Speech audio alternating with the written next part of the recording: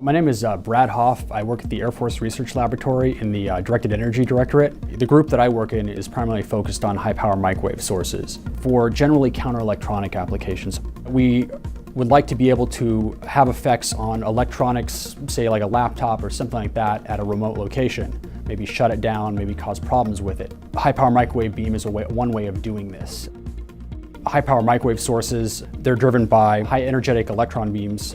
And electron beam, you can sort of think of it as the sort of extreme case of a non-neutral plasma. So the electrons in these beams exhibit collective behavior, you can get screening, things like that, but you don't have a lot of ions. If you start forming a plasma and you get ion content in that plasma, you can start drawing current in sort of an uncontrollable way and eventually draw an arc which will damage or destroy the high-power electromagnetic device you're trying to use. It's good to understand plasmas, and in that specific case, understand how to keep them from happening in manners which will damage or destroy high-power microwave sources. Another thing which is important is many of these sources, when you're driving an antenna and making a microwave beam with these, you can get electric fields which are strong enough to actually start breaking down the air and forming plasmas there. If you're forming a plasma in front of an antenna, it can have effects such as defocusing the beam, reflecting some of the power back, potentially negatively affect what you're trying to do with the microwaves. The quasi-free space microwave-driven plasma experiment that we have at Air Force Research Laboratory, it was an experiment built in order to help validate some plasma chemistry modeling codes.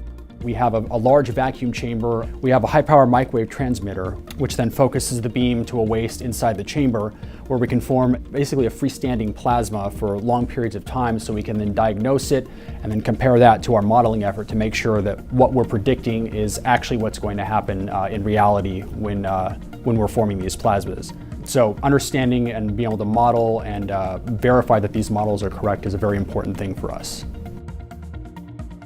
I graduated from U.S. Naval Academy with a bachelor's in physics. Following that, I went into the Navy, and I served aboard a destroyer and then also a carrier. The carrier was the USS Enterprise. As I was looking for graduate schools, University of Michigan had a very strong program in high-power microwave sources and plasmas, and that's why I chose to come here.